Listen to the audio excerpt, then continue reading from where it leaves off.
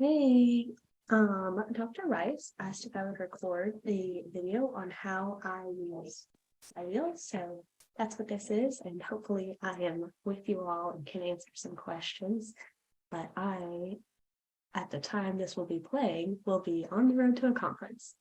Um, so the first thing I want to show y'all is what SciWheel looks like when you open it.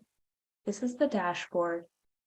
There are projects that I have recently been working on, and if I hit one of those projects, I can go in and see all of the articles that I have saved within this project. You can also see over on the left that I can have different folders within the project. So this project I was working on is about people who are detransitioning, and I have the articles that I included and excluded in a recent paper that I wrote. So I just wanted to show you all some things that you can do with this. Like I said, all of your articles are stored in here. And then you can also go to all of your notes within all of the articles in this project. So it's the notes that I highlight, the notes that I've taken on the articles, all of them are just available right here. You can also select your manuscripts if you link that up, and I'll show you all how I do that in a moment. But let's go back to references. There are a couple ways that you can add references, and I'm going to show you two of them. So what I normally do is go to PubMed or wherever you're searching, and then click the full text article available through your library. And then you can go into this article. This is the full text article. I just already loaded it. And highlight whatever area is just like on the article's HTML page. And I can write, this is for my recording. And go ahead and save it into my COVID project. And now, if we go back over to my COVID project, I'll have to refresh this. But now you see I have 10 articles rather than 9.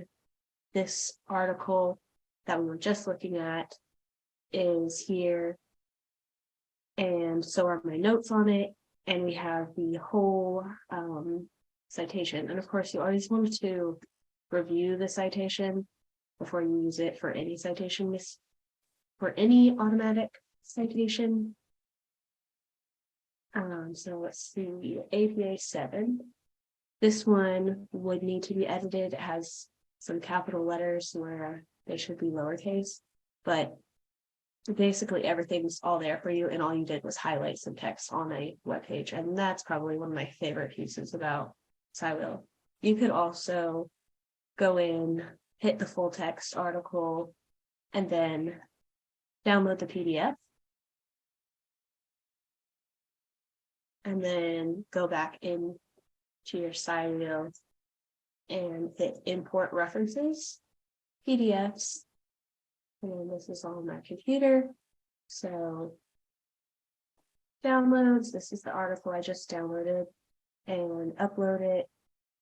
And now I will have the PDF accessible from the one that I have just recently downloaded. You can use the SciWheel app on your phone to look at any of the PDFs and your notes that you have on there, just like on your phone. It's really convenient if you are reading an article and have to go like ride somewhere or whatever, can't bring your whole laptop out. I don't always download the PDFs just because it feels like an extra step, although you can, this is that one we just highlighted the text, you can hit the SciWheel extension, and I believe there's a way to just like save it with the PDF. I don't use that function very much. Let's go back. Okay, so here's how to open the articles. With this one, we downloaded the PDF, so we can just hit open PDF. And here we have our article, and we can make highlights on it, make our notes, so on and so forth. For that article that we did not download the PDF for, that we just highlighted onto the direct HTML page, there are two options. We can open this web link, and if it's a free access article, we'll have access to all of it, and you'll see that my highlights are still on here.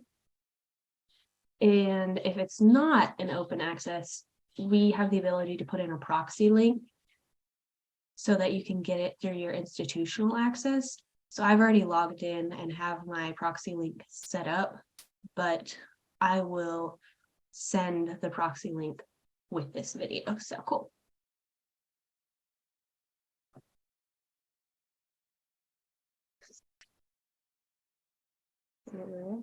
So now we know how to import some articles. We can go to all references, and this has all 800 and some references that I have in my SciWheel. So some of these I have put into my SciWheel, but I have not sorted them yet. So these aren't in any project. I can go in and assign them to a project. I can assign them to multiple projects at once.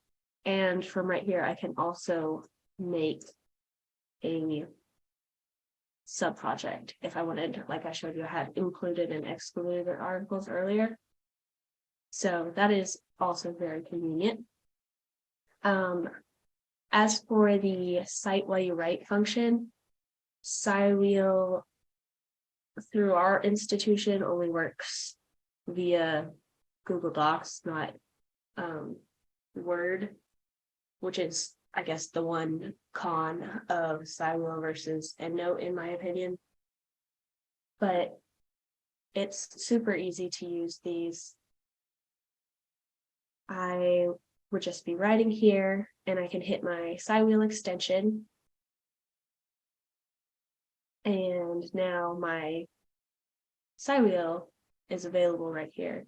So if I wanted to insert a reference, let's say I don't want to look through all 800 references I have, I can just look at, oh, these are like the 10 articles that I have in my project. So I'll say this is about COVID tests. And then I can just hit cite, which is not quite as seamless as the cite while you write. There is a way on Word to cite while you write like this, and it'll go through and help you fill them after. But UAB doesn't let us have other extensions through Word right now. 365 anyway. The other thing about this is that it will automatically form your bibliography. So right, and it can change the different styles that you want.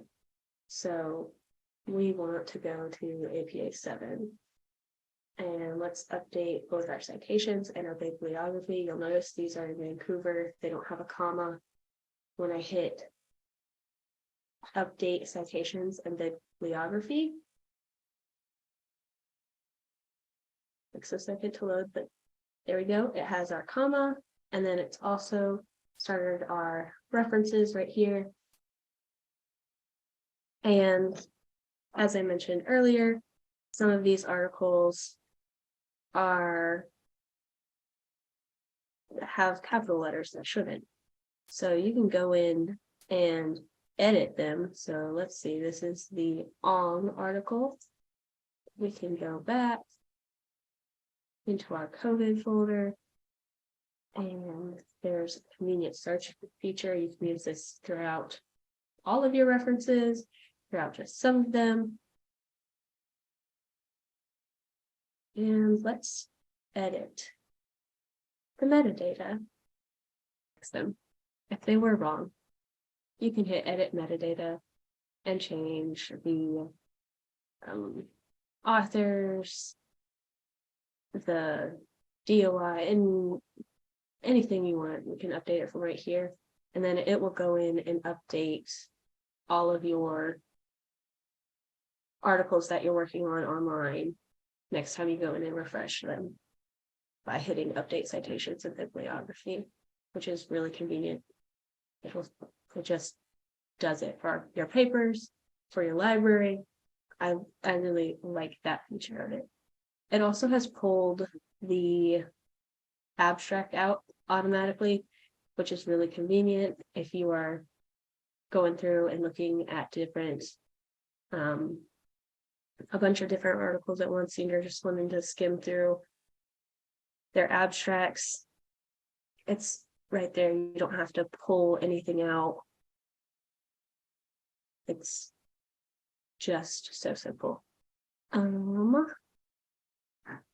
Let's see. I think there was one other thing that I wanted to show you. It's the manuscripts. Oh, I have updated my computer and stuff, so I haven't redone this yet, but I have used this feature before too, where it'll pull your papers from SciWheel. It'll open your Google Doc and link to all the papers that you've linked this project to. So like this paper I called paper about COVID, and then this project is COVID things.